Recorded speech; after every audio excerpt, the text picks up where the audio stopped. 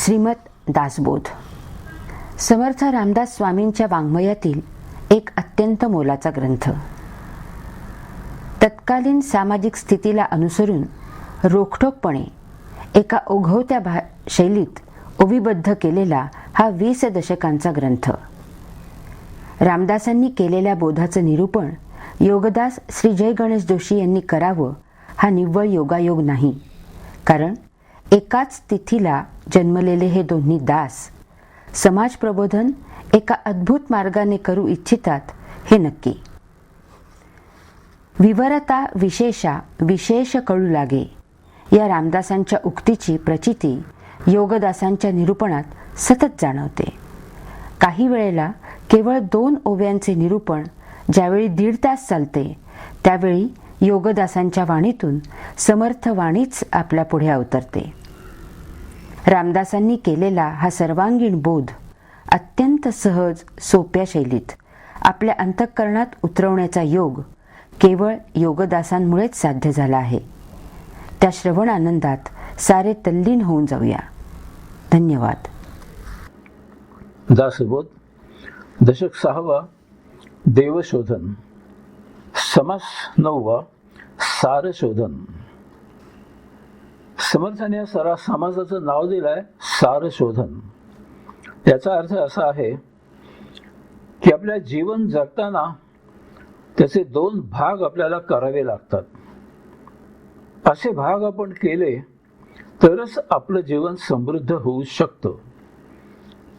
आणि हे 2 भाग म्हणजे सार आणि असार.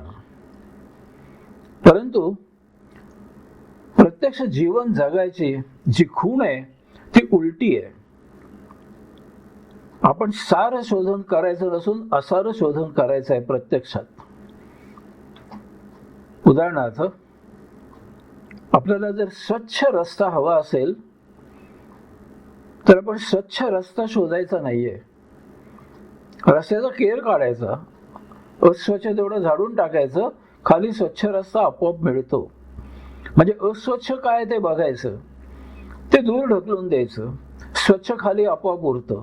असार काढून टाकायचं, असाराकडे दुर्लक्ष करायचं, सार आपोआपच मिळतं आपल्याला. तसं देह जगताना आपल्या ह्या ज्या काही अनावश्यक गोष्टी आहेत जीवनासाठी, त्याची उपेक्षा करायला शिकायचं. ते आपल्यासाठी असार आहेत आणि नेमक्या त्या आपल्याला बाजूला करायच्या आहेत. म्हणजे उरलेलं आपलं जे आचरण आहे ते स्वाभाविकच सार असेल. तेव्हा सार शोधन असं जरी नाव दिलेलं असलं तर त्याची खूण ही उलटी आहे. असारापासून आपल्याला दूर राहायचं आहे. याचप्रमाणे सत असत, असत पासून दूर राहायचं आहे. सत आचरण आपोआप होतं. जड गोष्टी दूर ठेवायच्यात, सूक्ष्म ते सूक्ष्म आपला प्रवास सुरू होतो, वगैरे वगैरे वगैरे. आता समर्थांचा हा जो समास आहे तो संपूर्ण समास हा रूपकात्मक आहे. प्रत्यक्ष त्यांनी जे सांगितलं आहे त्याच्यामधून आपल्याला रूपक शोधून काढायचं आहे. पाहूया आता समर्थ काय म्हणतात. ओवी क्रमांक 1. श्रीराम गुप्त आहे उदंड धन, काय जाणती सेवक जन, तयास आहे ते ज्ञान बाह्याकाराचे. श्री रामप्रभूंना वंदन केलंय आणि समर्थ सांगतायत की धन जे आहे एखाद्या धनाढ्याकडे ते अतिशय गुप्त आहे.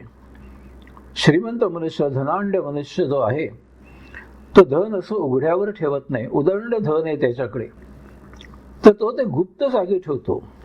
आणि समर्थ म्हणतात काय जाणती सेवक जन, त्याच्याकडे जे काम करणारे नोकर वर्ग आहे, कामगार वर्ग आहे, त्यांना आपल्या मालकाने, ह्या धनाढ्याने ते धन गुप्तपणे कुठे ठेवलं आहे त्याचा पत्ता नसतो. तयास आहे ते ज्ञान बाह्याकाराचे. त्याचं कारण असं आहे की या नोकरांना त्यांची चाकरी बजावण्यापुरतंच त्यांना ज्ञान आहे, या पलीकडे त्यांना ज्ञान नाहीये. त्या धनाढ्याच्या बंगल्याच्या बाहेर बागेचं काम करणारा जो कोणी माळी आहे त्याला फार तर बागेत लागणारी जी हत्यारे आहेत, जे साहित्य आहे ते कुठे ठेवलंय ते माहित आहे बस. ते त्याच्या नोकरीसाठी आवश्यक आहे तेवढंच त्याला माहित आहे. घरात काम करणारे कोणी स्वयंपाकी असेल, त्याला स्वयंपाकाला लागणार फक्त साहित्य माहिती आहे कुठे ठेवलंय. या नोकरांना गुप्तधन कुठे ठेवलं आहे ते माहीत व्हायचा प्रश्न येत नाही. अशा प्रकारे गुप्तधन जे की आहे ते सर्वसामान्य जनांना सापडत नाही. आणि इथे रूपक म्हणजे असं आहे, इथे नोकर चाकर म्हणजे देहादी इंद्रिय, आणि देहादी इंद्रिय बाह्यभागी काम करत असतात. पंच ज्ञानेंद्रिय बाह्य ज्ञान गोळा करतात, त्याचं विश्लेषण केलं जातं मेंदू स्मृतीकडून, आणि त्याची अंमलबजावणी आहे ती बाह्यभागी असलेल्या पंच कर्मेंद्रियांकडून केली जाते. या सगळ्यांना देहाच्या बाहेर काय त्याची माहिती आहे त्या नोकरांसारखी. पण आपलं सत्य धन जे आहे, सार आहे जीवनाचं, ते सगळं अंतःकरणाच्या गुप्त तिजोरीमध्ये आहे. हे गुप्त धन आहे, तिजोरीमध्ये ठेवलेलं आहे.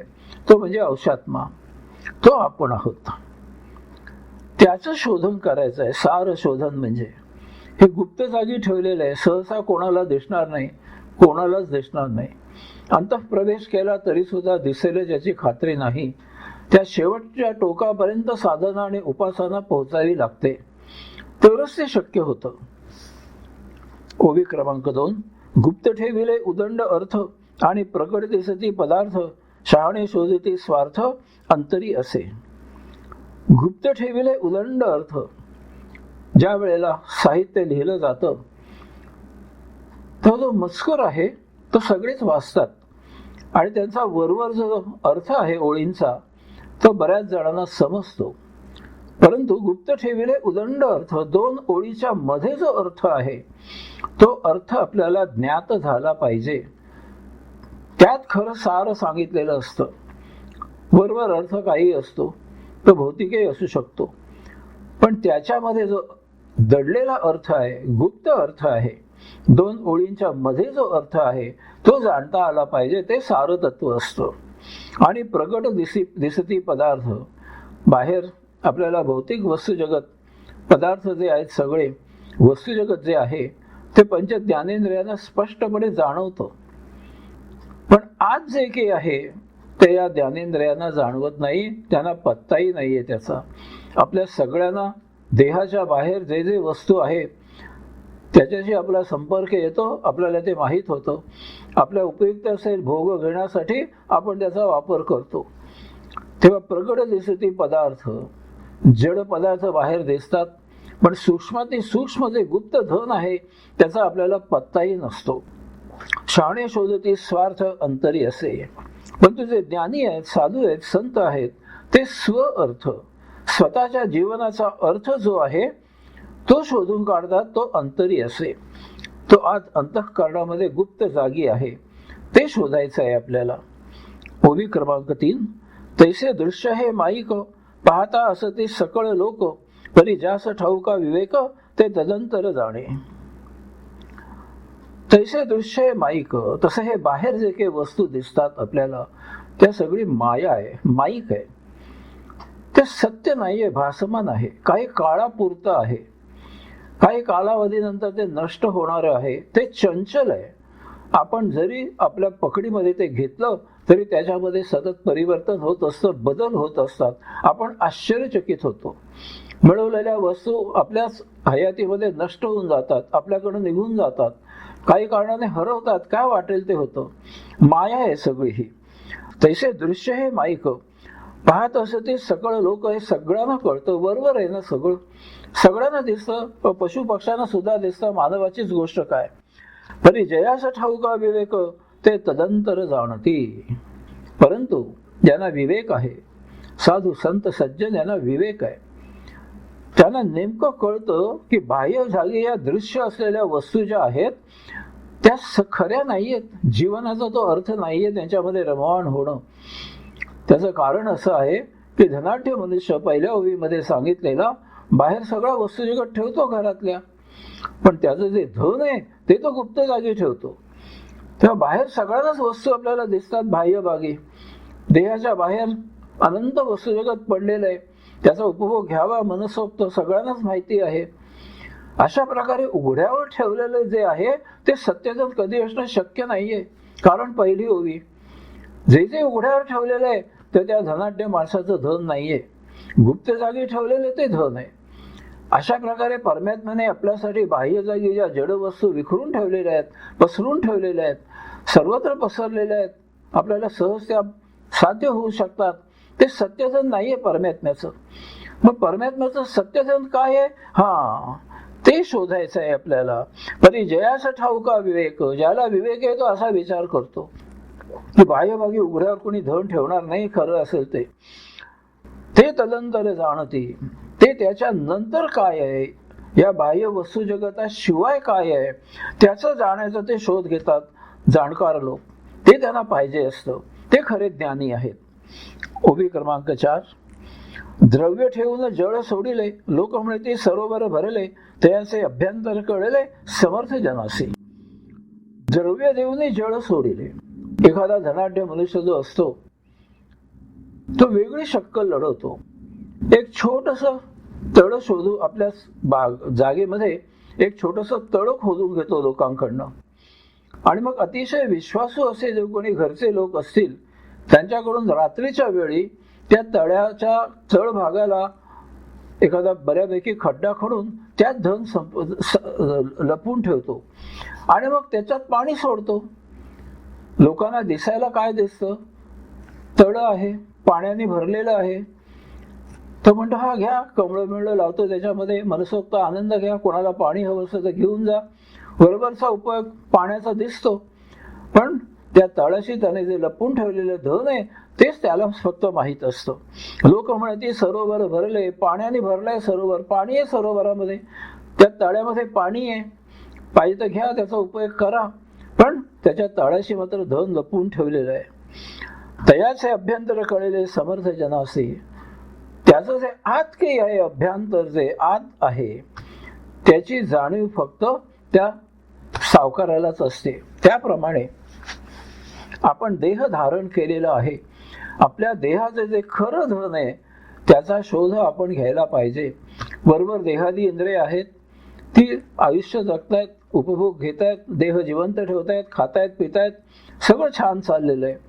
परंतु जो विवेकी आहे त्याला अभ्यंतर, आपल्या आत, देहाच्या आत आपलं सत्य धन काय आहे ते त्याला कळायला पाहिजे, आणि त्यासाठी तो समर्थ पाहिजे.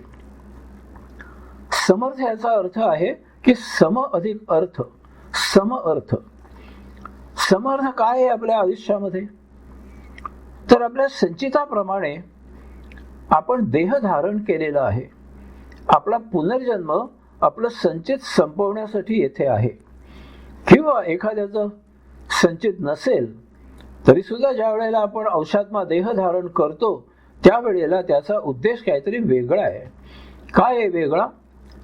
ते निरंजने, या पुरुषोत्तमाने इथे हे जे विश्व निर्माण करून ठेवलेलं आहे ते विश्व सौंदर्य, तिथे जो तो लीला करून राहिलेला आहे त्याचं अवलोकन त्याच्यासाठी, त्याच्या वतीने, त्याच्या करिता करायचं आहे.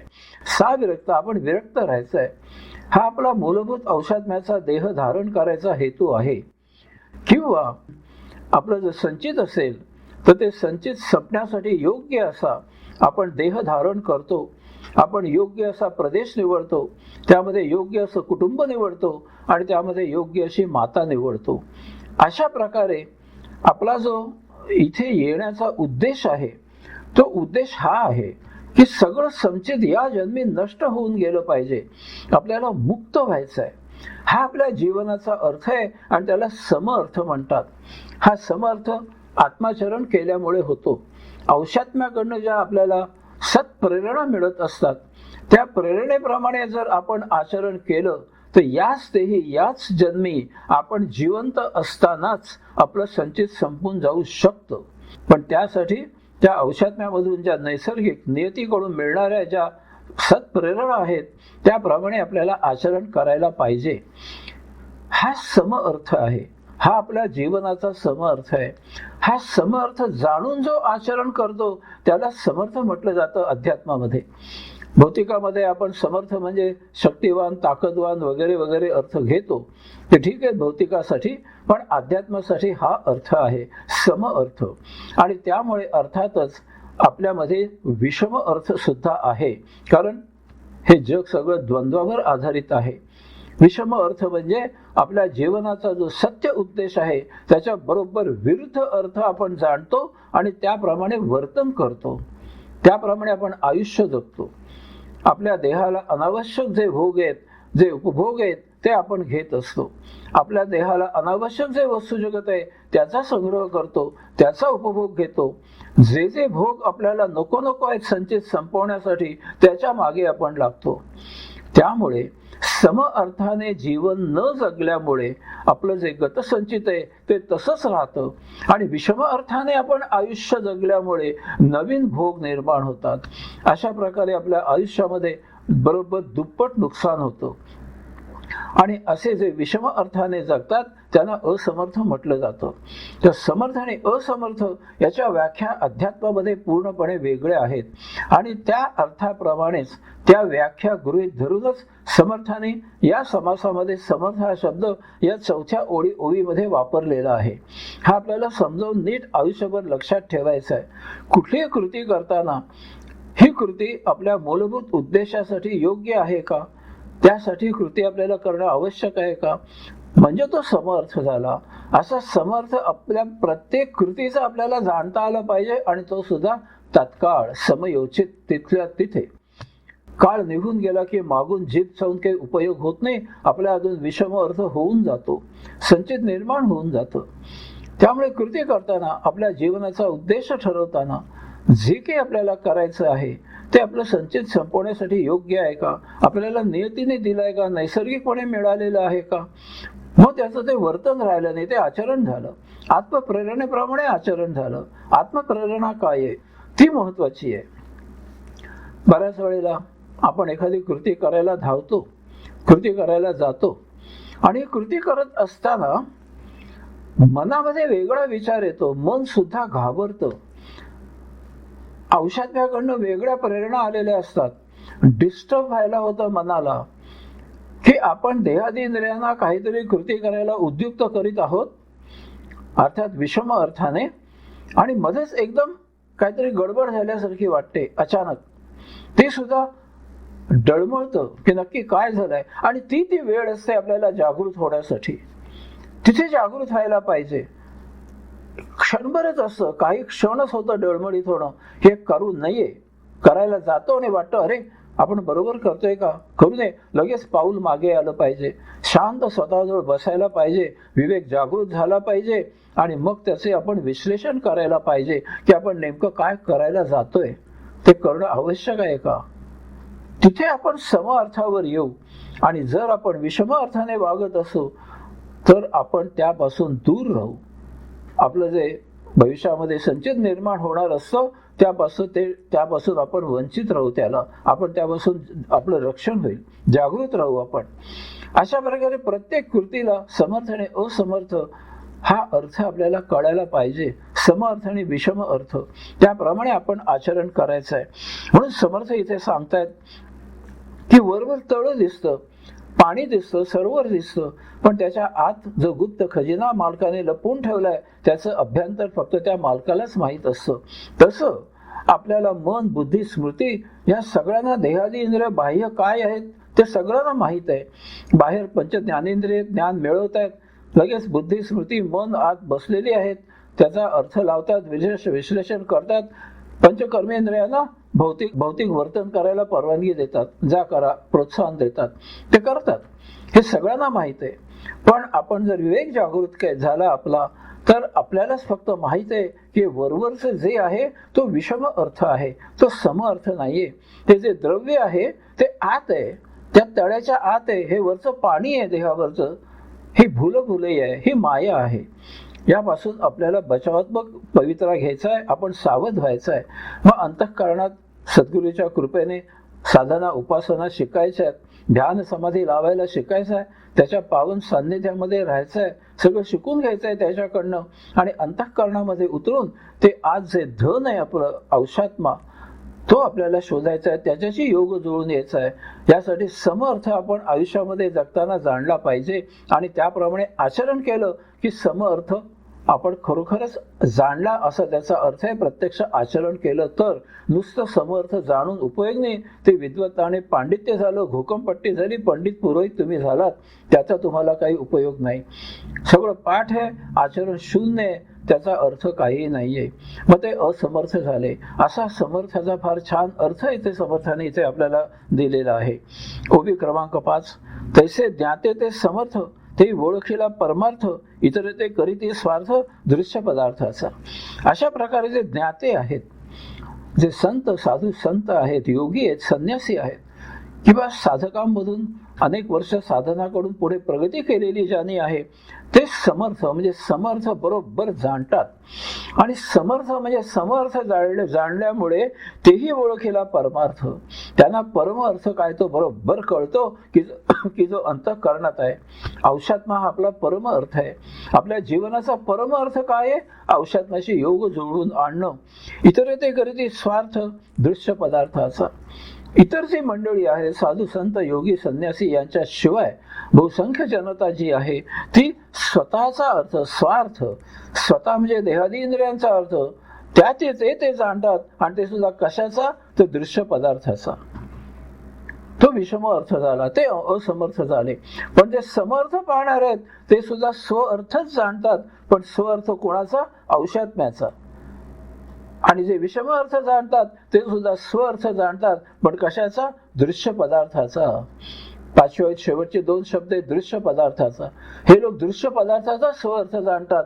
आणि जो समर्थ आहे तो सुद्धा स्वअर्थच जाणतो, पण तो औषात्म्याचा जाणतो. आणि ते आपलं खरं सत्य जीवन आहे. ओबी क्रमांक 6, कावाडी व्हायती काबाड, श्रेष्ठ भोगिती रत्नी जाड, हे जयास तयास गोड कर्मयोगे. समर्थाने अनेक प्रकारचे इथे आता रूपक सांगितलेत, उदाहरणं दिलेत. यादीच्या यादी आहे शेवटपर्यंत.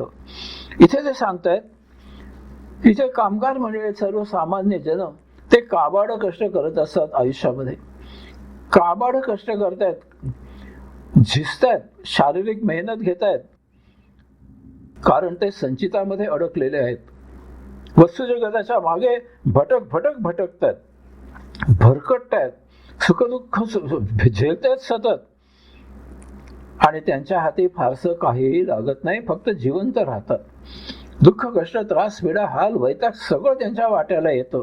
श्रेष्ठ भोगती जडे रत्नी जाड, हे जयास तयास गोड कर्मयोगे. पण जे साधू संत आहेत ते श्रेष्ठ रत्नांचा उपभोग घेतात. औषात्मा हा सगळ्यात विश्वामधलं सगळ्यात मोठं रत्न, ते रत्न त्यांच्या हाती लागतं. आणि त्यामुळे त्यांचं जीवन जे आहे ते अतिशय आनंदात जातं. तिथे सुखदुःखाचा लवलेश नाहीये. त्यांचं सुद्धा देह ते जिवंत ठेवतात, पण तेवढ्या पुरताच सगळ्या वस्तू जगताचा उपभोग घेतात, तेवढ्या पुरताच प्राप्त जे काही आपल्याला पाहिजे ते मिळवतात आणि मोठ्या आनंदात जगत असतात.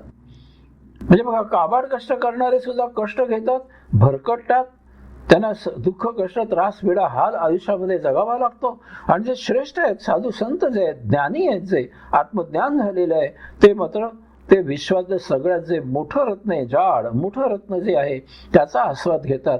त्यांचा औषात्म्याशी योग जुळून येतो, परमात्म्याशी योग जुळून येतो, मोठ्या सदानंदात कैवल्यानंदात असतात. आणि पुढे समर्थ म्हणतात त्याच ओवीमध्ये, हे जयाच तयास गोड कर्मयोगे. आता काय करावं?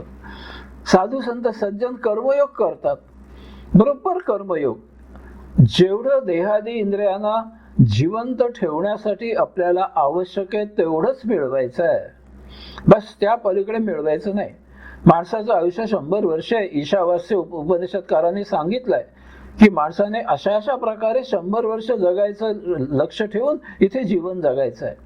मग 100 वर्षामध्ये आपल्याला किती लागेल? फार तर तेवढा संग्रह करायचा आहे, त्या पलीकडे संग्रह करायचा नाहीये. आणि अशा प्रकारे ते कर्मयोग करतात. कर्मयोगाची व्याख्या गीतेप्रमाणे आहे, स्वधर्माने प्राप्त स्वकष्ट स्वधर्माने प्राप्त स्वकर्म करणं. त्याप्रमाणे ते संचय तेवढाच करतात की आपला देह जिवंत राहील एवढाच. बाकी सगळा वेळ त्यांना त्यामुळे भरपूर उरतो आणि ते औषात्म्याजवळ सलगी करतात, आत्मानंदात जगतात, परम आनंदात असतात. आणि हे जीवन त्यांना अतिशय प्रिय आहे, मधुर आहे. समर्थ म्हणतात जे जयासे तयास गोड, पण याच्या उलट जे विषम अर्थ घेतात, जे असमर्थ लोक आहेत, ते सुद्धा अशाच प्रकारे ते जे काही गर्तेमध्ये त्या चिखलामध्ये आयुष्य सडत जगत असतात त्याला सुद्धा ते गोड म्हणतात. अनेकांना अनेक अनुभव आहेत, तुम्हाला जसा मलाही आहे. मी तर अगदी हॉस्टेलवर राहत होतो, माझं वय ते काय, पण त्यावेळेस सुद्धा आमच्या हॉस्टेलवर दारू पिणारी मुलं होती. ती आम्हाला सांगायची की अरे फुल्या फुल्या माझ्या जातीचा स्वच्छ उल्लेख करायचे, अरे तूने पिही नाही, तू प्यायला नाही तर तुला कळणार कसं यातली मजा काय आहे. ते जे काही मूर्खपणा करतात त्याचं सुद्धा ते उदात्तीकरण करतात. दारुड्या म्हणतो की अरे देहाला दारू चांगली असते आणि त्याचं ते उदात्तीकरण करतात, सायंटिफिक कारण सांगतात. अरे पण सायंटिफिक कारण जे आहे ते देहाला किंचित औषध म्हणून उत्तेजित करण्यासाठी आहे. आणि उत्तेजित म्हणजे पूर्ण उत्तेजित तशा अर्थी नव्हे, आज झालेला रोग बरा करण्यासाठी, रोग प्रतिकार शक्ती वाढवण्यासाठी तुम्हाला उत्तेजित करावं लागतं. तेवढ्या पुरताच औषधामध्ये दारूचा उपयोग केलेला असतो. ते पूर्ण प्यायची नाहीये, बेहोश व्हायचं नाहीये, पण त्याचं सुद्धा ते उदात्तीकरण करतात. समर्थ म्हणतात हे जयासे तयासे गोड कर्मयोगे. समर्थ आणि असमर्थ दोघांनी त्यांचं त्यांचं जे काही जीवन ते जगतात किंवा आयुष्य जगतात ते मोठं प्रिय, मधुर, गोड वाटतं त्यांना. आता याला काय करायचं, या असमर्थाने शिकवायचं कोणी. ओवी क्रमांक 7. एक काष्ट स्वार्थ करीती, एक शुभा एक वाटेती, तैसे नव्हे की नृपती सार भोगते. एक जे आहेत ते कुटक्या आणि लाकडं गोळा करतात. कुटक्या म्हणजे काय, तुम्हाला शहरातल्या लोकांना माहिती नसेल म्हणून सांगतो थोडंसं. माहिती असेल त्यांना ठीक आहे, माहिती नसले त्यांच्यासाठी सांगतोय की आमच्या खेडेगावामध्ये गॅस हा प्रकार अजिबातच नव्हता त्या काळी, आता थोडा थोडा यायला लागलाय. तर त्या काळामध्ये खेडेगावामध्ये चूल पेटवायची म्हणजे लाकडं पेटवायची, आणि लाकडं पेटवाय फक्त जमीनदारांनाच शक्य असायचं, कारण जमीन असल्याशिवाय झाडं नाही आणि झाड असल्याशिवाय लाकूड नाही. तेव्हा जमीनदार लोक जे होते ते सरपणासाठी लाकूड पाहिजे म्हणून काही जमिनीच्या भागामध्ये अशाच प्रकारची झाडं लावलेली असायची की ती दरवर्षी आपल्याला पाहिजे ते लाकूड म्हणून तोडायची, लाकूड फाट्यासाठी. मग बाकीच्या लोकांनी काय करायचं, ते बाकीचे बहुसंख्य लोक काय करायचे, लोक म्हणजे त्यांच्या घरातल्या बायका, जेवण दुपारी झालं की रानात जायचं आणि तिथे झाडामध्ये काही फांद्या नैसर्गिकरित्या वाळतात, त्यांच्या उपफांद्या वाळतात आणि कावळा बसायला, काटकी मोडायला आपण म्हणतो ना, तशा त्या काटक्या आपोआप जमिनीवर पडलेल्या असतात. त्या काटक्या गोळा करायच्या म्हणून त्याला कुटक्या म्हणतात. कुटक्या गोळा करायच्या. किती गोळा करायच्या, तर त्या दिवशीचं रात्रीचं जेवण आणि दुसऱ्या दिवशीचं दुपारचं जेवण होईल, चूल पेटेल इतपतच कुटक्या गोळा करायच्या, कारण त्यापेक्षा कुटक्या ठेवायला त्यांच्या झोपडीमध्ये जागा नाहीये. परिस्थिती काय भयावह आहे बघा. आजही अशी परिस्थिती आहे, नाहीशातला भाग नाही, पण जरा कमी प्रमाणात आहे एवढंच. या कुटक्या गोळा करायच्या, कष्ट गोळा करायचे, त्यासाठी साठा करायला सुद्धा घरात जागा नाहीये, दुसऱ्या दिवशी पुन्हा रानात जायचं. त्याला कुटक्या आणि लाकड द्यासाठी काबाड कष्ट करत असतात काही लोक. एक शुभा एक वटिती, आणि बाकी जे आहेत ते नव्हे तर की नृपती सार भोगते. म्हणजे नृपती आहेत, नृपती म्हणजे आता साधू संत संन्यासी, त्यांना इथे नृपती असा रूपक शब्द वापरलाय की जे औषात्म्याशी सलगी करतात. आणि औषात्म्याशी सलगी केल्यामुळे देहधर्माला लागतं तेवढंच त्यांच्या गरजा आहेत, या पलीकडे त्यांच्या गरजा नाहीयेत. अतिशय थोड्या गरजांमध्ये ते राहू शकतात आनंदामध्ये. आणि ती गोष्ट आहे काबाड कष्ट करणाऱ्यांनी जाणून घ्यायला पाहिजे की अति काबाड कष्ट करायचे. एक शुभा एक वाटेती, कचरा गोळा करायचा. हा कचरा गोळा करताना अतिशय कष्ट होतात. आणि हे जे लोक आहेत यांच्यासाठी साधू संत समर्थ जे लोक आहेत ते काम करत असतात, त्यांना जागेवर आणायचं काम करतात. त्यांना जे आत्मज्ञान आहे ते पटवून द्यायचा प्रयत्न करतात. त्यांचं जीवन उच्च कसं होईल यासाठी ते झटत असतात. या मधल्या लोकांना, वरच्या लोकांना सांगून काही अर्थ नसतो. हेच लोक त्याच्यामधून बाहेर येऊ शकतात. बाबा आमटेंनी सिद्ध केलंय. त्यांनी कुष्ठरोग्यांची सेवा केली, त्यांना जीवन जगायला शिकवलं. हे खरे साधू संत आणि समर्थ लोक आहेत.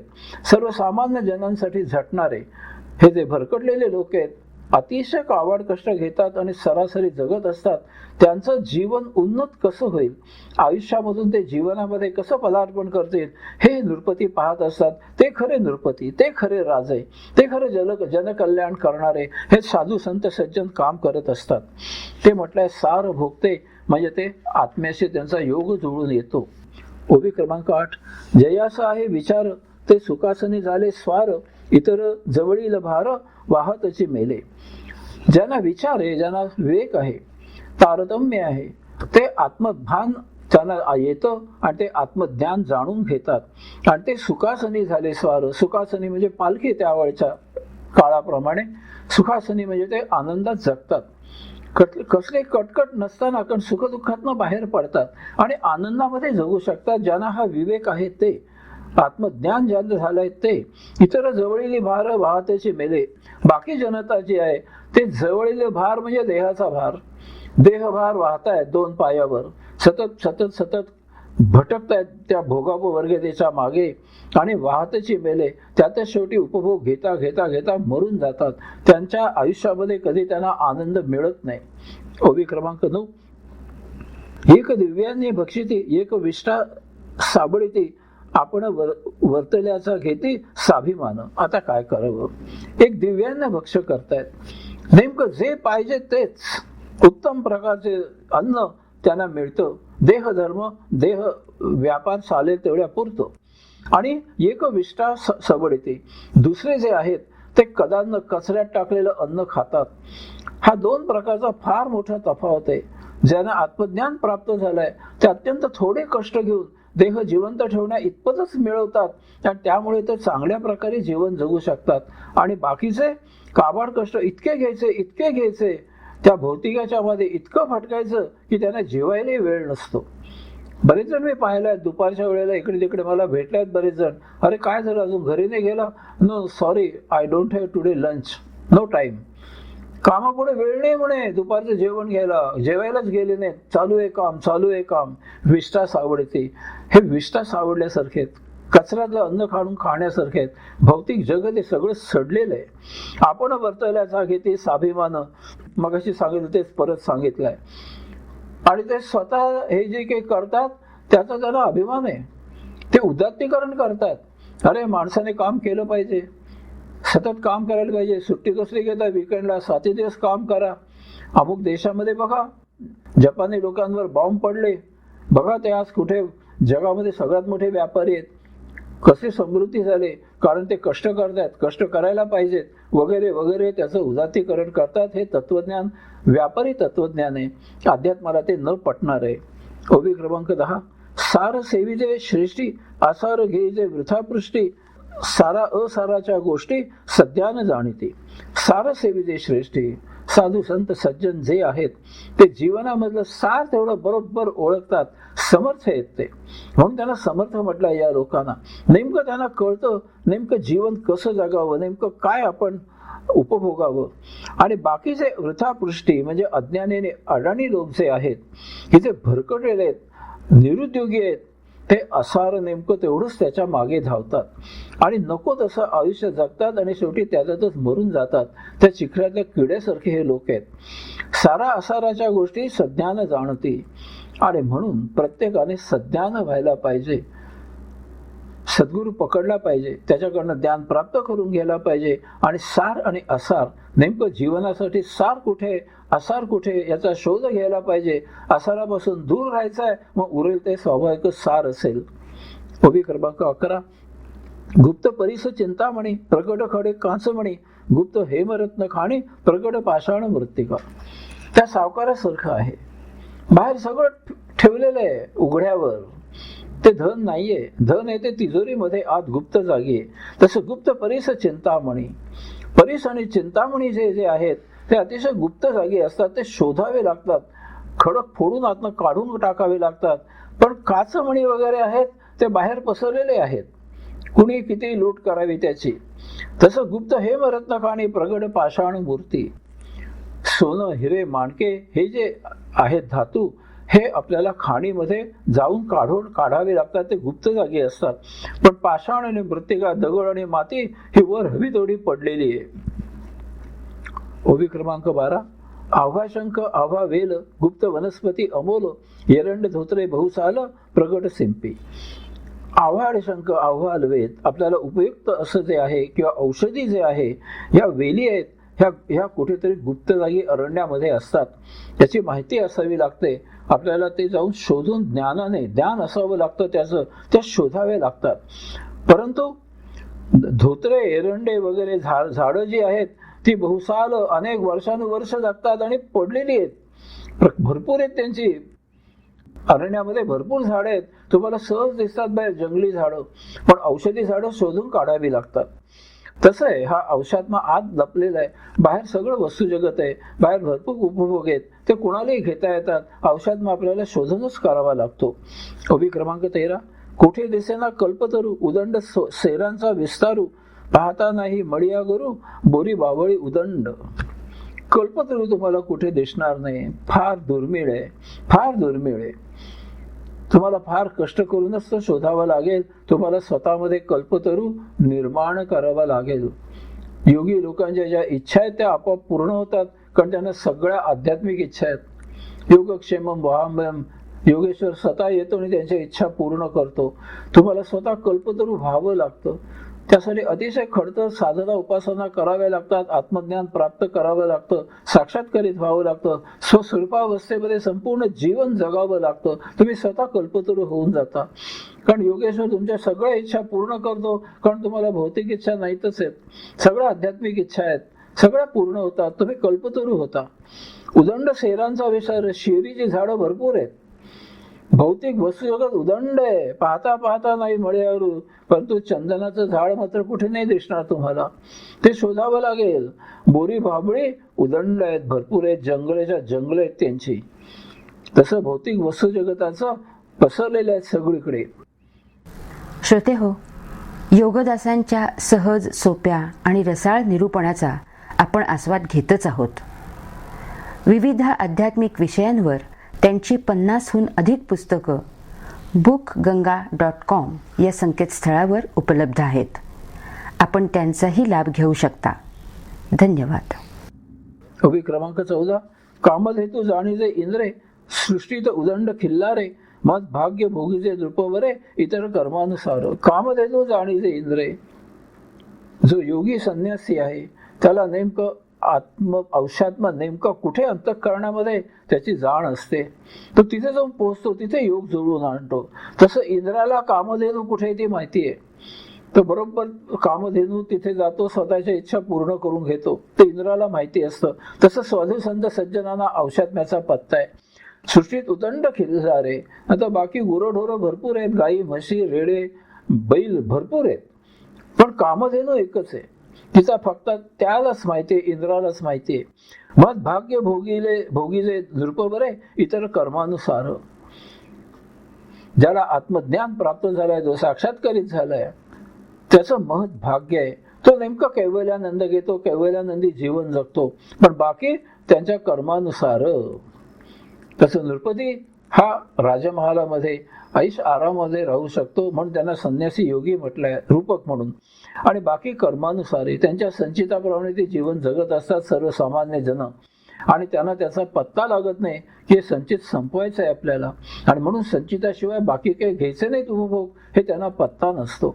ते समोर येईल त्याचा उपभोग घेत असतात, मोठे खुशीत असतात. आणि शेवटी काय होतं, जन्मानुजन्म हेच करत राहतात.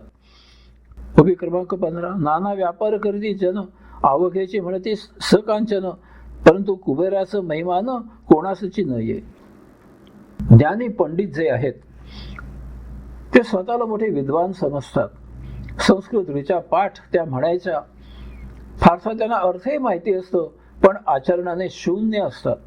कोणीही आचरण करत नाहीत. लोका सांगे ब्रह्मज्ञान, आपण कोरडे पाषाण.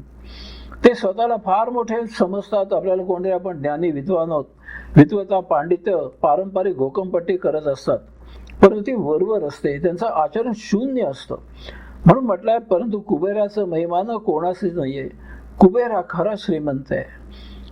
बाकीचे धनाढ्य किती त्यांच्याकडे संपत्ती असली तरी ती कुबेरापेक्षा कमी असते. कुबेरा एवढं धन कोणाकडेच असू शकत नाही. संपूर्ण विश्वाचं धन त्याच्याकडे आहे आणि विश्वाच्या धनातला काही भाग या धनांध्याकडे असतो, पण ते स्वतःला फार मोठे श्रीमंत समजत असतात.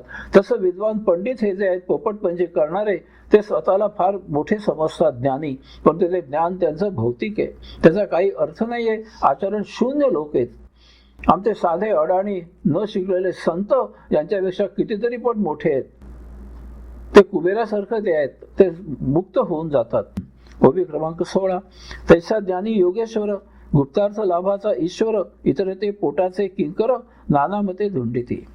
तैसा ज्ञानी योगेश्वर, ज्याने आत्मज्ञान प्राप्त केलंय, ज्याने योगेश्वराला बरोबर ओळखलाय, जो त्याच्याशी योग जुळवून आणतोय, तो खरा आत्मपरब्रह्माचा ज्ञानी आहे.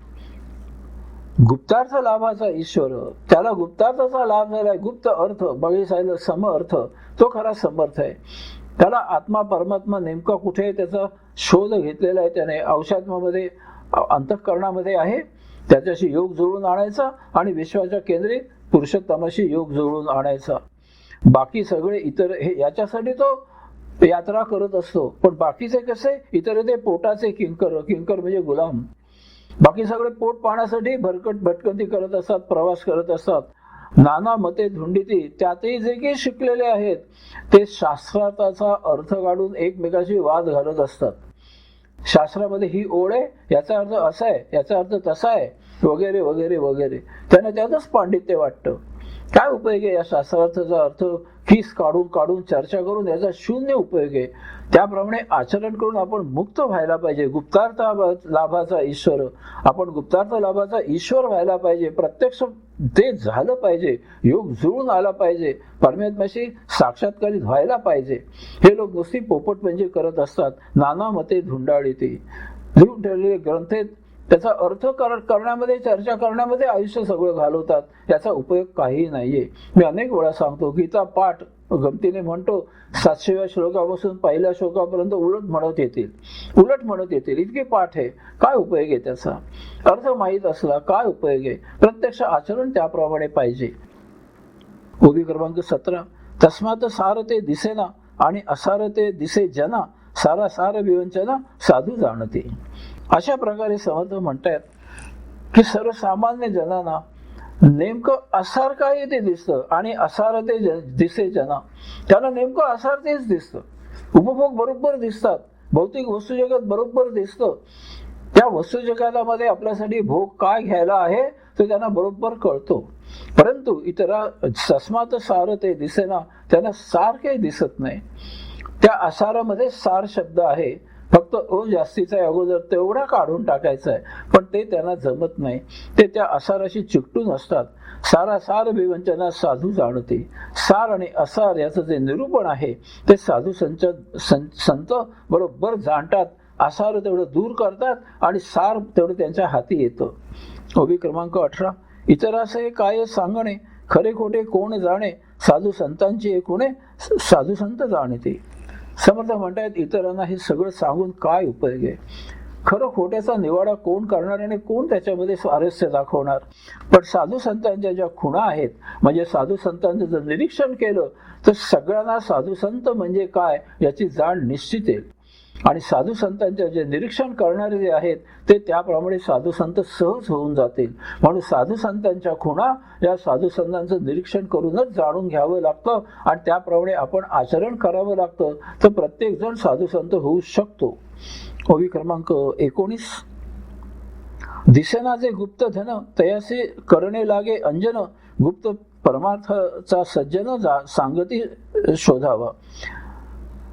शोधावा. दिसेनाचे गुप्तधन, गुप्तधन कधी दिसून येत नाही. वरती पाणी दिसतं, सरोवरामध्ये किंवा तळ्यामध्ये पाणी आहे, खाली तळामध्ये गुप्तधन पुरून ठेवलंय, ते कधी दिसून येत नाही. आणि ते जर दिसून यायला हवं असेल, सर्वसाधारणपणे भौतिक वस्तू जगताच्या आहारी गेलेले जे लोक आहेत, जे असमर्थ आहेत, त्यांना जर समर्थाचं ज्ञान द्यायचं असेल तर तयासे करणे लागे अंजन, त्यांच्या डोळ्यामध्ये अंजन घालावं लागतं, औषध घालावं लागतं. कसलं? अध्यात्माचं. तर त्यांना ती दृष्टी येईल. गुप्त परमार्थाचा सज्जन संगती शोधावा. आणि तुम्हाला जर हे साध्य करायचं असेल तर तुम्ही संत समागम करा, संतांच्या सज्जनांच्या सहवासात राहा, त्यांची संगत करा, त्यांचं निरीक्षण करा, ते कसं जगतात ते पहा, त्याप्रमाणे तुम्ही तसं आचरण करायचा प्रयत्न करा, तुम्ही सुद्धा साधू संचत होऊ शकता. ओबी क्रमांक 20. रायाचे सान्निध्य होता सहजची लाभे श्रीमंतता, तसा सत्संग धरिता सद्वस्तू लाभे. रायाचे सान्निध्य होता, संत समागम, संत सज्जनांच्या सहवासात राहा, आपापच तुमच्यावर त्यांच्या आचरणाचा परिणाम होतो. तुम्ही सुद्धा शांत प्रशांत मौन व्हायला लागता आणि निरीक्षण होत जाता जीवनामध्ये की आपल्याला नको, हे नको, हे नाही, याची गरज नाहीये. तैसा सत्संग धरिता सद्वस्तू लाभे. अशा प्रकारे तुम्ही साधू संतांच्या सहवासात राहिलात, संत समागम केला, आध्यात्मिक तत्वज्ञानाचा अभ्यास केला, त्याच्या प्रकारे तुम्ही आचरण करायला आपोआप लागता, तुमच्यावर त्याचा परिणाम होतो, तुम्ही सहज त्या मार्गाला लागता, बाकी गोष्टी आपोआप बाजूला होतात आणि सद्वस्तू लाभे, तुम्ही सुद्धा मुक्त होऊन जाता. ओबी क्रमांक 21. सद्वस्तू लाभे सद्वस्तू अव्यास्ते तास अव्यावेस्तू, पाहता प्रशस्तास प्रशस्तू विचार लाभे. ज्याला सद्वस्तू शोधायचंय त्याला बरोबर सद्वस्तूच मिळते. ज्याला साधू संतांचा पत्ता शोधायचा आहे त्याने जर मनामध्ये आणलं तर तो आपोआप साधू संतांकडे आकृष्ट होत जातो, बरोबर त्याला तो पत्ता सापडतो. अगदी गुहेमध्ये जरी बसलेला असता योगी, त्याच्याकडे बरोबर ज्यांना योगीला शोधायचं आहे ते बरोबर तिथे जाऊन पोहोचतात. आणि ज्यांना व्यापार करायचा आहे त्यांना व्यापारीच भेटतात. अर्थव्यवस्था ज्यांना सांभाळते त्यांना अर्थव्यवस्था, ज्याला पाहिजे त्या जातीचा बरोबर तो ओळखतो. व्यापाऱ्याला व्यापार बरोबर भेटतो जाऊन, कारण तेच आकर्षण आहे ना, दुसरं आकर्षणच नाहीये. पाहता प्रशस्ता असं प्रशस्तू विचार लाभे. जो संत महंत आहे, जो संत महंतांना शोधतोय त्याला संत महंत आपोआप शोधतो, त्याला आकर्षण संत महंतांचंच असतं. तो जरी 100 माणसांमध्ये गेला, त्याच्यामध्ये एखादा जर कोणी साक्षात्कारित असला, बरोबर तो त्याच्या जवळ येऊन भेटेल, बरोबर त्याचं आकर्षण त्याला मिळेल. क्रमांक 22. म्हणून जे दृश्य जात अवघेची आहे अशाश्वत, परमात्मा अच्युत अनंत तो या दृश्या वेगळेला. आणि म्हणून हे जे दृश्य जे की आहे ते सगळं अशाश्वत आहे, हे जाणून घ्या समर्थ म्हणतायत. यात काही अर्थ नाही, ही संपूर्ण माईक आहे, माया आहे, हे नष्ट होणार आहे, हे तुम्हाला कायम करता उपयोगी नाहीये. हे येतं जातं, त्यामुळे सुखदुःख सुरू राहतं, तुम्हाला आनंद कधी मिळणार नाही. परमात्मा अच्युत अनंत तो या दृश्या वेगळा, ह्या दृश्यापेक्षा वेगळा, हे सगळं असार आहे, हे सगळं असमर्थ आहे. तुम्ही समर्थ व्हा, समर्थ जाणा. यापेक्षा परमात्मा आहे तो वेगळा आहे काहीतरी, त्याचा शोध घ्या, तो अच्युत आहे, त्याला जाऊन भेटा, त्याच्याशी योग जुळवून आणा. ओबी क्रमांक 23. दृश्या वेगळ्या दृश्या अंतरी, सर्वात्मा तो सचराचरी, विचार पाहता अंतरी निश्चय बाणे. दृश्या वेगळ्या दृश्या अंतरी, दृश्यापासून वेगळा जो आहे त्या दृश्याच्या आतच आहे समर्थ सांगतायत. तुम्ही फक्त तो शोधायचा प्रयत्न करा. देह बाहेर तुम्हाला दृश्य आहे, देह दृश्य आहे बाहेर, तो दिसतो छान, गोरा गोमटा छान दिसतो काय असेल, कसाही असेल तसा, पण सद्वस्तू जी आहे औषधात्मा तो त्याच्या आत आहे. माणसाकडे पाहिलं की त्याचं देह असे पाहिजे नाही, त्याची वर्तणूक कशी आहे, तो आत्मप्रेरणेने जगत असेल, त्याची वर्तणूक उत्तम असेल, त्याच्याशी सलगी करायला हरकत नाही, कारण तो दृश्या अंतरी, दृश्याच्या आत अदृश्य आहे, ते शोधायचं आहे. सर्वात्मा तो चराचरी, सर्वात्मा चराचरी पसरलेला आहे, चर अचर सजीव निर्जीव सगळीकडे पसरलेला आहे, यात काहीच वाद नाहीये.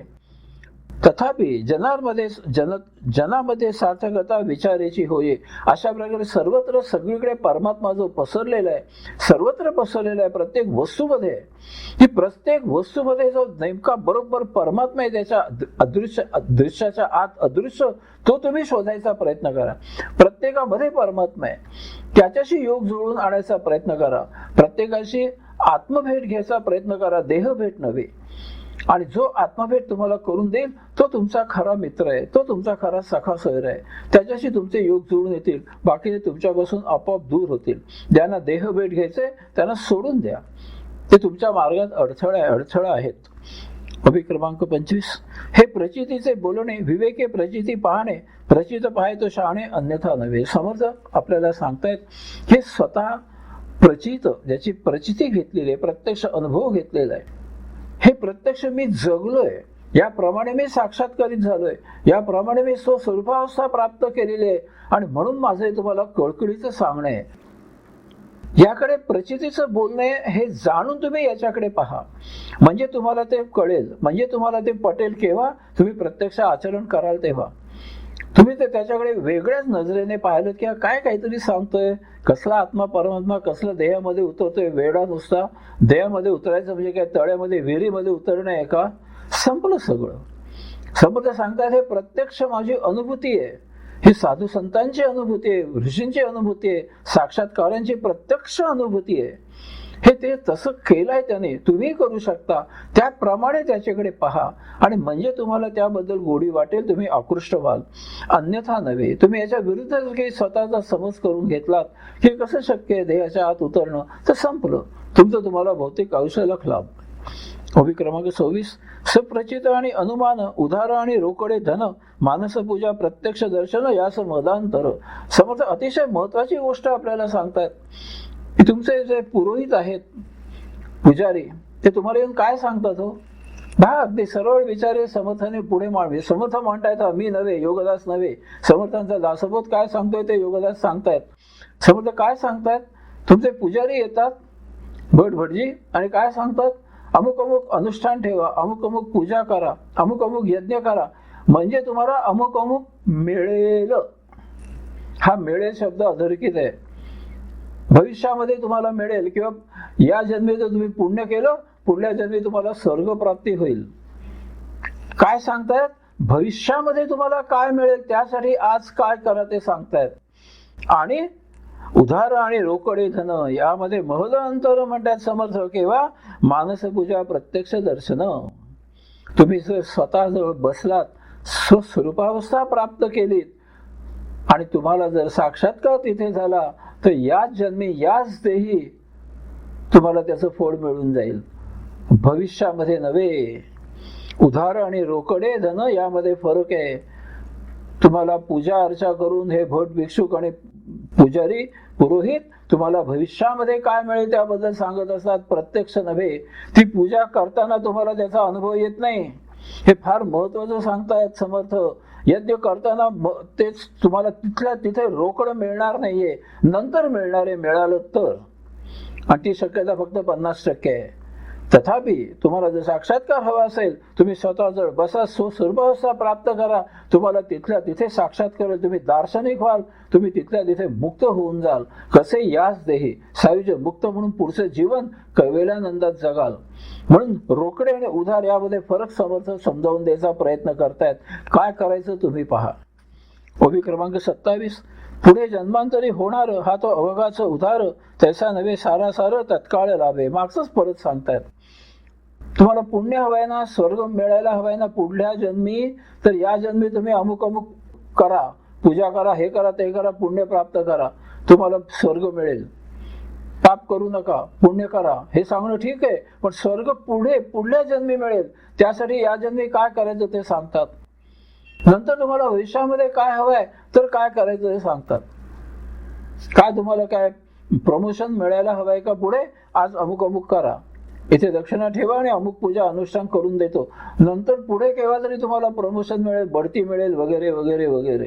किंवा तुम्हाला जे काही हवं असेल भौतिक धनलाभ तो मिळेल. कोणाला चांगला मुलगा असतो, कोणाला चांगली मुलगी हवी असते, वगैरे वगैरे. भविष्यामध्ये काय मिळेल त्यासाठी आजच्या पूजा अर्चा आहेत. पण समर्थ म्हणतायत की तो अवघाचे उधार, तैसा नव्हे सारासार तत्काळ लाभे. सारने असार, असार बाजूला केलं, सार जर तुम्ही सामावून घेतलं, तिच्या तिथे रोकड तुम्हाला तिच्या तिथे साक्षात्कार मिळेल. याच जन्मी याच देही, भविष्यातल्या गोष्टी नाहीये तिथे. ओवी क्रमांक 28. तत्काळाची लाभ होतो, प्राणी संसारी सुटतो, संशय अवघाची तुटतो जन्म मरणाचा. अशा प्रकारे तुम्ही जर साक्षात्कारित झालात, स्वस्वरूपावस्था प्राप्त केलीत, तर याच जन्मी याच देही तुम्ही मुक्त होता, आणि मुक्त जीवित म्हणून तुम्ही जगता, मुक्त जीव म्हणून जगता, जीवन मुक्त होऊन जाता. तिच्या तिथे याच जन्मी तुम्हाला कैवल्यानंद मिळायची सोय आहे, भविष्यामध्ये नव्हे. ओवी क्रमांक 29. याची जन्मे येण्याची काळे, संसारी होईजे निराळे, मोक्ष पाविजे निश्चळे, स्वरूपा काळे. याची जन्मी याची काळे, याच जन्मामध्ये संसारामधून बंधमुक्त होऊन जाल तुम्ही. संसाराच्या कटकटी निघून जातील. म्हणजे संसार त्याग करायचे का? मुळीच नाही. संसारी होईल निराळे, मोक्ष पाहिजे निश्चळे. संसारात राहूनच तुम्हाला हे सगळं मिळणार आहे. केवढा मोठा फायदा आहे अध्यात्माचा. तुम्हाला संसार सोडायला कोणी सांगत नाही, अरण्यात जायला सांगत नाहीये. जे सांगतात ते दांभिक आहेत. तुम्हाला मठ आणि आश्रमामध्ये जाऊन राहायची गरज नाहीये. तुम्ही स्वतःच्या घरात राहा, अध्यात्म तत्वज्ञान समजावून घ्या. योगदासांची भरपूर पुस्तकं आहेत, ती वाचा आणि विकत घेऊन वाचा, स्वतःच्या मालकीची करून समजावून घ्या. माझी प्रवचन ऐका, युट्यूबवर मी टाकतोय दररोज. हळूहळू हळूहळू साक्षात्कारित व्हा. याच जन्मी इच्छा इथे स्वरूपाकार आहे. तेवढं स्वतःजवळ बसायची मेहनत फक्त घ्या. स्वस्वरूपावस्था प्राप्त करा. ओबी क्रमांक 30. जे गोष्टीचं करी अनुमान, तो सिद्धची पावेल पतन. मिथ्या वदे त्यास आण उपासनेची. समर्थ आता सांगतात की हे जे काही मी तुम्हाला सांगतोय, याचा जो कोणी संशय घेईल तो सिद्ध सुद्धा पतन होईल. त्याला एखाद्या सिद्धी प्राप्त झालेल्या असतील तर त्या सुद्धा पतन होतील. मिथ्यामध्ये त्यास आण उपासनेची. याला जो खोटं म्हणेल त्याला माझ्या उपासनेची शपथ आहे. इतकं समर्थ निश्चयपूर्वक सांगतायत. त्यांना अत्यंत जबरदस्त त्यांना सांगायचं की हेच सत्य आहे. कॉन्फिडन्स एक प्रकारचा. कारण मी प्रत्यक्ष मिळवलंय ना ते. मी जर मिळवलाय, ज्या मार्गाने मिळवलाय तो मार्ग मी तुम्हाला सांगतोय. या जन्मी या देही तुम्ही मुक्त होता आणि आनंदात जगू शकता. कसे? संसारात राहून. तेव्हा हे खोटं म्हणू नका. जो खोटं म्हणेल त्याला माझ्या उपासनेची शपथ आहे. इतकं ते आणि समर्थ शाप देत आहेत. एखाद्याला सिद्धी प्राप्त असतील तर त्या सिद्धी निघून जातील माझ्या याला खोटं म्हणालात तर. आणि माझ्यावर संशय घेतलात तर तुमचं काही चांगलं होणार नाही. कारण हे प्रत्यक्ष माझ्या जीवनात मी अनुभवलेल्या गोष्टी तुम्हाला सांगतोय. असंच्या असं करा, स्वस्वरूप असं प्राप्त करा आणि आनंदात जगा. ओबी क्रमांक 31. हे यथार्थची आहे बोलणे, विवेकी शीघ्रचे मुक्त होणे. असोने काहीच नसणे जनामध्ये. हे यथार्थ आहे बोलणे, विवेकी शीघ्रचे मुक्त होणे. मी तुमच्या आयुष्याला सार्थ यथार्थ ते सांगतोय, अर्थपूर्ण सांगतोय की विवेकाची शीघ्रची मुक्त होणे. या जन्मी ताबडतोब मुक्त व्हा. तुम्हाला कुठे काही जास्त वाट पाहायची नाहीये. कुठे तुम्हाला काही भविष्यामध्ये काहीतरी मिळणारे म्हणून करायचं नाहीये. मी रोकडा व्यवहार सांगतोय. आज रोग उद्या उधार. आता जे काही ते समोर व्यापारी तत्व आहे, पैसे द्या आणि माल घेऊन जा. उधारी नाही इथे. इथे असं नाहीये की पूजा अर्चा यज्ञ आज करा, पुढल्या जन्मी तुम्हाला उत्तम जीवन जगेल. तुम्हाला पुढल्या जन्मी स्वर्ग हवा असेल, आता अनुष्ठान ठेवा, आता यज्ञ करा, अमुक करा, तमुक करा, ही पूजा करा, ती पूजा करा.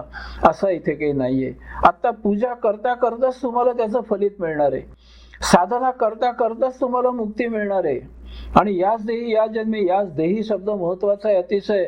तुम्हाला मेल्यानंतर होणार नाही. हा देह पतन पावल्यावर नव्हे, ह्या देही तुम्ही जीवन जगणारा उत्तम प्रकारे. म्हणून समर्थ सतत सांगतायत, सतत. आणि ते स्वतःच्या उपासनेची शपथ घालतायत. कारण त्यांनी ते प्राप्त केलंय, याच जन्मी प्राप्त केलंय. ते समर्थ स्वामी म्हणून, स्वामी रामदास स्वामी म्हणून प्रसिद्ध झाले. जनसामान्यामध्ये त्यांना आदर मिळाला. त्याचं कारण हे आहे, त्यांनी स्वतः ही अनुभूती घेतलेली आहे. त्यांची अनुभूतीची पोतडी ते मोकळी करतायत की बाबांनो तुम्हाला थांबायचं नाहीये. भविष्यामध्ये पुढल्या जन्मी काय होईल यासाठी मी काही सांगत नाहीये.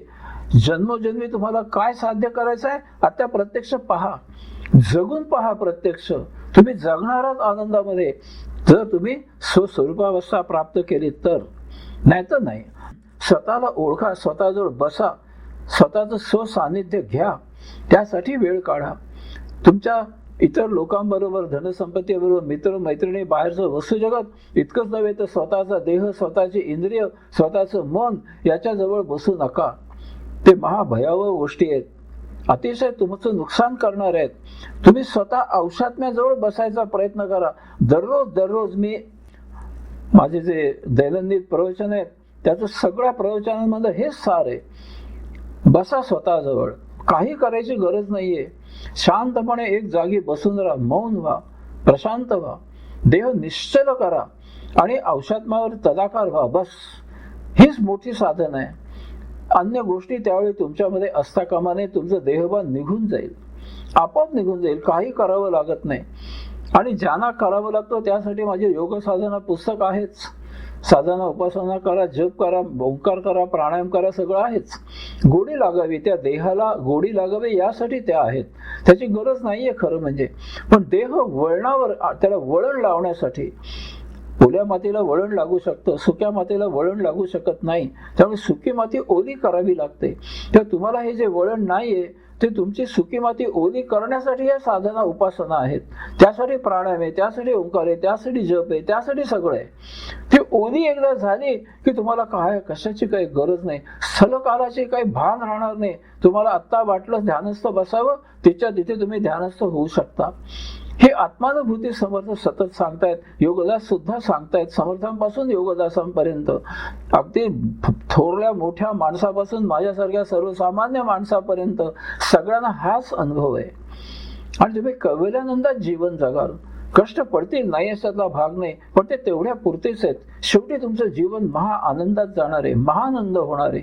शेवटचे तुमचे दिवस गोड होणार आहेत. आणि इतकंच नव्हे तर एकदा या जन्मी तुम्ही कैवल्यानंदात जर देहत्याग केलात तर तो औषात्मा तसाच पुढे जन्मोजन्मी हेच करेल.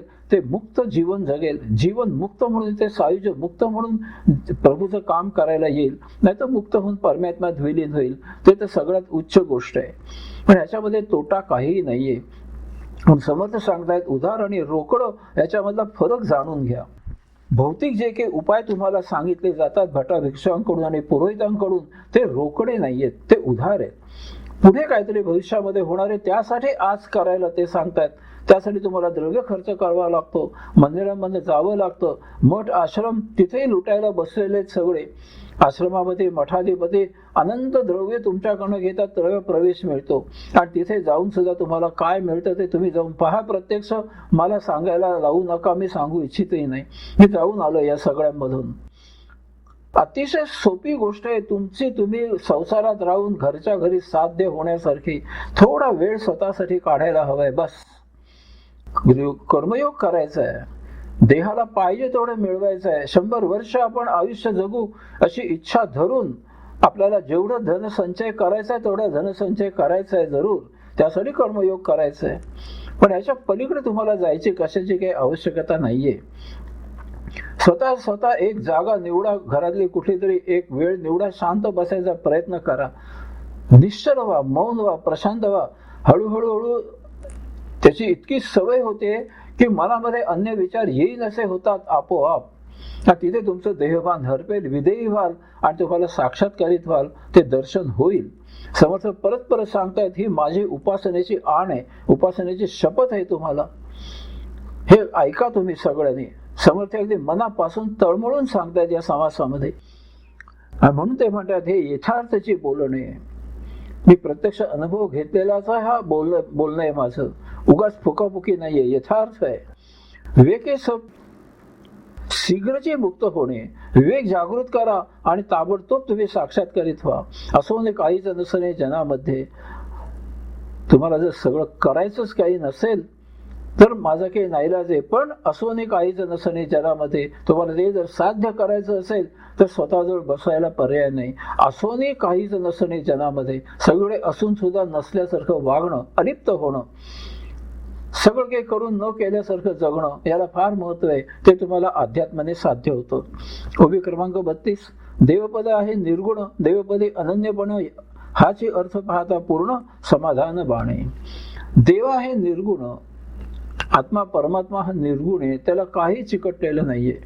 अरूप, निराकार, निसंग, अदृश्य, अनेक त्याला उपाध्या आहेत. ते सगळं वर्णन त्याचं सत्य आहे. ते एक परम ऊर्जा आहे. बस तो निर्गुण आहे. त्यामुळे तुम्ही स्वतःच्या मध्ये गुण घेऊन त्याच्याजवळ जायचा प्रयत्न केला तर तुम्ही रिबाउंड होणारा, तुम्ही जाऊ नाही शकणारा. अनन्य, त्याच्याशी फक्त एकरूप व्हायचा, एकचित्त व्हायचा, एवढंच तुमच्याकडे आहे. म्हणजे काय करायचंय? विधेय अवस्था प्राप्त करायचे, तुम्ही ऊर्जामय व्हायचं आहे. आणि ते साध्य होणार आहे साधना उपासना करून. तुम्हाला विधेय अवस्था प्राप्त होते. देहापासून पृथक्करण होतं, देहापासून तुम्ही अलग होता, एक ऊर्जामय तुम्ही होता. हे आहे तुमच्यामध्ये. तुमची कुंडलिनी शक्ती त्यासाठी तुम्हाला दिलेली आहे प्रत्येकामध्ये, ती प्रज्वलित करा. 5% सुद्धा तुम्ही ती कुंडलिनी शक्ती वापरत नाही, ती भौतिकासाठी ती वापरली जाते. 60% फार तर, बाकी 93% कुंडलिनी शक्ती तुमची तशीच वाया जाते. ती जागृत करायचा प्रयत्न करा. त्यासाठी परमात्म्याजवळ एकरूप व्हायचं, एकचित्त व्हायचं आहे. कुठलेही गुणगुण तिथे जायचं नाहीये. गुण सगुण निर्गुण अगुण जे काही म्हणाल ते परमात्मा निस्संग आहे. एकरूप एकचित्त होणं, त्याच्यासाठी त्याच्याप्रमाणे ऊर्जामय होणं, विधेयी होणं, आणि ही क्रिया साधी आहे. ध्यान समाधीने ती साध्य होते, ही स्वतःची आमची अनुभूती आहे असं समर्थ सांगतात. हाची अर्थ आता पूर्ण समाधान वाणे. अशा प्रकारे तुम्ही जर समजावून घेतलं तर जीवनामध्ये तुम्हाला संपूर्ण समाधान मिळेल. पुन्हा शब्द पुढे सम आला, सम अर्थ तुम्ही जाणा, समर्थ व्हा. ओबी क्रमांक 33. देहीचं विधेयी होणे, करून काहीच न करणे, जीवनमुक्ताची लक्षणे, जीवनमुक्त जाणे. देहीची विधेयी होणे, देह असून विधेयी व्हायचं आहे आणि ते सगळं झालं पुन्हा देही व्हायचं आहे. फार मोठी उपलब्धी आहे, फार मोठी साधन आहे ही. करून काहीच न करणे, सगळ्यात असून नसल्यासारखं. तुम्हाला अशा प्रकारे युक्ती साध्य होते तुम्ही जर दार्शनिक झालात तर. ध्येय असून विधेयी व्हायला तुम्हाला जमलं की जनामध्ये असून जनामध्ये नसल्यासारखं होतं, कुटुंबामध्ये असून कुटुंबामध्ये नसल्यासारखं राहता येतं, तुम्हाला स्वतःसाठी वेळ काढता येतो. हे सब प्रचिती आहे. जीवनमुक्ताची लक्षणे, जीवनमुक्त जाणे. ज्यांना हे माहीत करून घ्यायचं आहे त्याने साधू संत सज्जन तुमचे सद्गुरू जे कोणी आहेत त्यांचं निरीक्षण करा. ते कसे जगतात, कसे वागतात, कसे आचरण करतात, काय करतात याची माहिती घ्या. म्हणजे तुमच्यावर त्याचा आपोआप प्रभाव पडेल. तुम्ही त्याप्रमाणे आचरण करायला शिकाल आणि प्रत्येकाला जमण्यासारखं आहे हे समर्थाला सांगायचं आहे परत परत. ओवी क्रमांक 34 समर्थ सुंदर असा समास आहे. त्या समासाची समर्थता सांगता करतायत. एरिवे खरे न वाटे, अनुमानेची संदेह वाटे, संदेहाचं मूळ तुडे, सद्गुरू वचने. शेवटी समर्थ या समासामध्ये सांगतायत की हे खरं वाटणं शक्य नाहीये सर्वसामान्य जनांना. त्याचा संदेह तुटणं शक्य नाही. तर्क आणि वितर्क आणि कल्पना ते करत बसतील. हे खरंच आहे का, असं होतं का, याला खरंच झालंय का, हा काय सांगतो, आपण असे, आपल्याला कसं शक्य आहे. संदेहाचं मूळ तुटे, सद्गुरू वचने. तुम्ही जर सद्गुरूच्या सेवेला जाऊन सद्गुरूच्या सान्निध्यामध्ये राहिलात त्या सगळ्या शंका तुमच्या निघून जातील. सद्गुरू तुमचं पूर्ण समाधान करेल. अशा प्रकारे समर्थाने या समासाची सांगता केली. हरिओम.